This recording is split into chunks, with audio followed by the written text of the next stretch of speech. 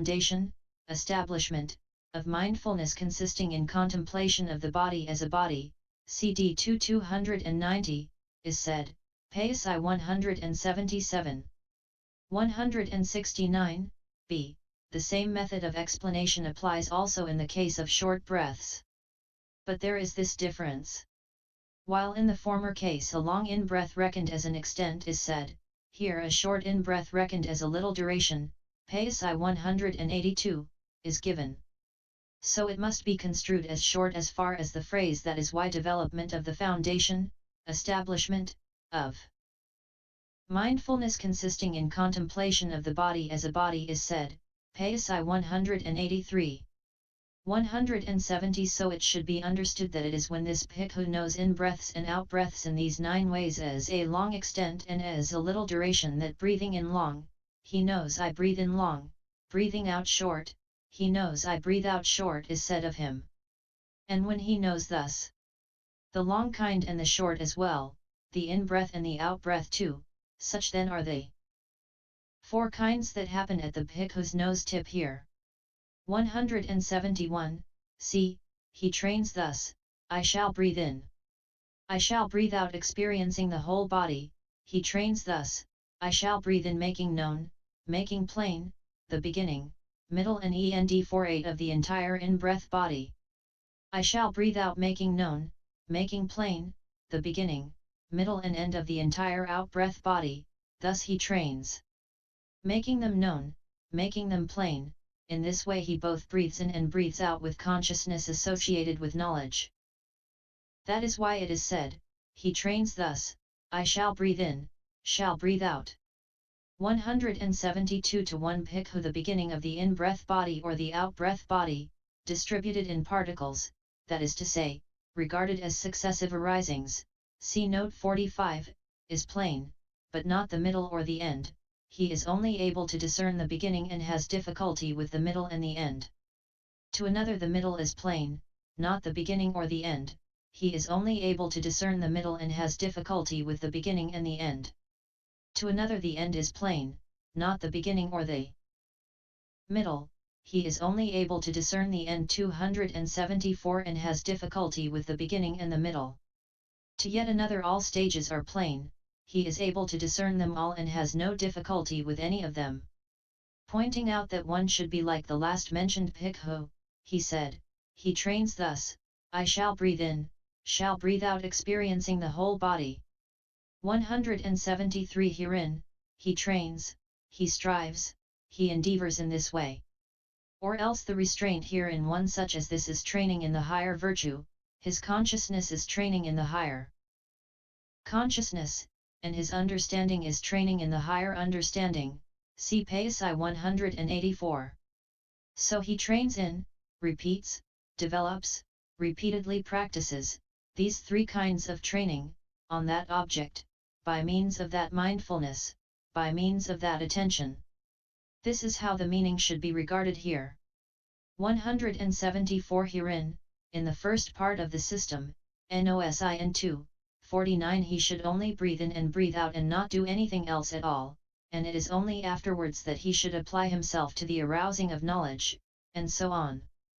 Consequently, the present tense is used here in the text, he knows, I breathe in. He knows, I breathe out. But the future tense in the passage beginning I shall breathe in experiencing the whole body should be understood as used in order to show that the aspect of arousing knowledge, etc., has to be undertaken from then on. 175, d. He trains thus, I shall breathe in, shall breathe out tranquilizing the bodily formation, he trains thus, I shall breathe in, shall breathe out tranquilizing, completely tranquilizing, stopping, stilling, the gross bodily formation 50. 176 and here both the gross and subtle state and also progressive tranquilizing should be understood. For previously, at the time when the bhikkhu has still not discerned the meditation subject, his body and his mind are disturbed and so they are gross. And while the grossness of the body and the mind has still not subsided, the in-breaths and out-breaths are gross. They get stronger, his nostrils become inadequate, and he keeps breathing in and out through his mouth. but they become quiet and still when his body and mind have been discerned. When they are still, then the in-breaths and out-breaths occur so subtly that he has to investigate whether they exist or not. 177. Suppose a man stands still after running, or descending from a hill, or putting down a big load from his head, then his in-breaths and out-breaths are gross, his nostrils become inadequate, and he keeps on breathing in and out through his mouth.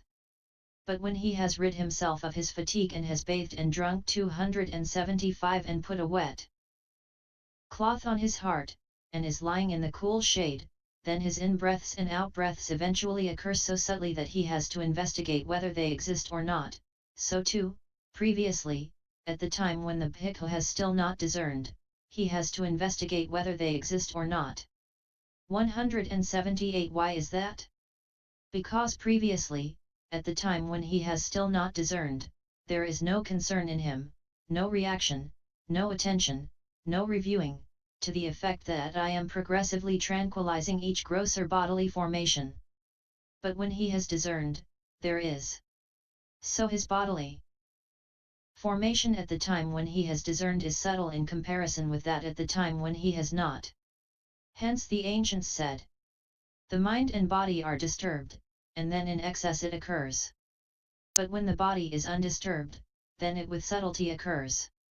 179. In discerning the meditation subject the formation is gross, and it is subtle by comparison in the first jhana access, also it is gross in that, and subtle by comparison in the first jhana, in the first jhana and second jhana access it is gross, and in the second jhana subtle, in the second jhana and third jhana access it is gross, and in the third jhana subtle, in the third jhana and fourth jhana access it is gross, and in the fourth jhana it is so exceedingly subtle that it even reaches cessation. This is the opinion of the Dingha and Sayadaw reciters. But the Mahayana reciters have it that it is subtler in each access than in the jhana below 2 in this way. In the first jhana it is gross, and in the second jhana access it is subtle by comparison, and so on. It is, however, the opinion of all that the bodily formation occurring before the time of discerning becomes tranquilized at the time of discerning, and the bodily formation at the time of discerning becomes tranquilized in the first jhana access, and the bodily formation occurring in the fourth jhana access becomes tranquilized in the fourth jhana. This is the method of explanation in the case of serenity. 180. But in the case of insight, the bodily formation occurring at the time of not discerning is gross, and in discerning the primary elements it is by comparison subtle, that also is gross, and in discerning derived materiality it is subtle, that also is gross, and in discerning all materiality it is subtle, that also is gross, and in discerning the immaterial it is subtle, that also is gross, and in discerning the material and immaterial it is subtle, that also is gross, and in discerning conditions it is subtle, that also is gross, and in seeing mentality materiality with its conditions it is subtle, that also is gross, and in insight that has the characteristics of impermanence, etc. As its object it is subtle, that also is gross in weak insight while in strong insight it is subtle. Herein, the tranquilizing should be understood as the relative tranquility of the subsequent compared with the previous. Thus should the gross and subtle state, and the progressive tranquilizing, be understood here. 276. 181. But the meaning of this is given in the Pi-Samhita together with the objection and clarification thus. How is it that he trains thus, I shall breathe in, shall breathe out, tranquilizing the bodily formation? What are the bodily formations? Long in-breaths, out-breaths experiencing the whole body belong to the body. These things, being bound up with the body, are bodily formations. He trains in tranquilizing, stopping, stilling, those bodily formations. When there are such bodily formations whereby there is bending backwards, sideways in all directions, and forwards, and perturbation, vacillation, moving and shaking of the body, he trains thus, I shall breathe in tranquilizing the bodily formation, he trains thus, I shall breathe out tranquilizing the bodily formation. When there are such bodily formations whereby there is no bending backwards, sideways in all directions, and forwards, and no perturbation, vacillation, moving and shaking of the body, quietly, subtly, he trains thus, I shall breathe in tranquilizing the bodily formation, he trains thus, I shall breathe out tranquilizing the bodily formation. 182 objections. So then, he trains thus, I shall breathe in tranquilizing the bodily formation, he trains thus, I shall breathe out tranquilizing the bodily formation, that being so, there is no production of awareness of wind, and there is no production of in-breaths and out-breaths, and there is no production of mindfulness of breathing, and there is no production of concentration through mindfulness of breathing, and consequently the wise neither enter into nor emerge from that attainment. 183 clarifications. So then, he trains thus, I shall breathe in tranquilizing the bodily formation, he trains thus, I shall breathe out tranquilizing the bodily formation, that being so, there is production of awareness of wind, and there is production of in-breaths and out-breaths, and there is production of mindfulness of breathing, and there is production of concentration through mindfulness of breathing, and consequently the wise enter into and emerge from that attainment. 184 Like what? Just as when a gong is struck. At first gross sounds occur and consciousness occurs because the sign of the gross sounds is well apprehended, well attended to, well observed, and when the gross sounds have ceased, then afterwards faint sounds occur and consciousness occurs because the sign of the faint sounds is well apprehended, well attended to, well observed, and when the faint sounds have ceased, then 277 afterwards consciousness occurs because it has the sign of the faint sounds as its object. 51, so too, at first gross in-breaths and out-breaths occur and consciousness does not become distracted because the sign of the gross in-breaths and out-breaths is well apprehended, well attended to, well observed, and when the gross in-breaths and out-breaths have ceased, then afterwards faint in-breaths and out-breaths occur and consciousness does not become distracted because the sign of the faint in-breaths and out-breaths is well apprehended, well attended to, well observed, and when the faint in-breaths and out-breaths have ceased, then afterwards consciousness does not become distracted because it has the sign of the faint in-breaths and out-breaths as its object. That being so, there is production of awareness of wind, and there is production of in-breaths and out-breaths, and there is production of mindfulness of breathing, and there is production of concentration through mindfulness of breathing. And consequently the wise enter into and emerge from that attainment. 185 In-breaths and out-breaths tranquilizing the bodily formation are a body. The establishment, foundation, is mindfulness. The contemplation is knowledge. The body is the establishment, foundation, but it is not the mindfulness. Mindfulness is both the establishment, foundation, and the mindfulness. By means of that mindfulness and that knowledge he contemplates that body. That is why development of the foundation, establishment, of mindfulness, consisting in contemplation of the body as a body is said, Paþis I 184-186. This, in the first place, is the consecutive word commentary here on the first tetrad, which deals with contemplation of the body. Method of development. 186 The first tetrad is set forth as a meditation subject for a beginner, 52 But the other three tetrads are respectively set forth as the contemplations of feeling, of the manner of consciousness, and of mental objects, for one who has already attained jhana in this tetrad.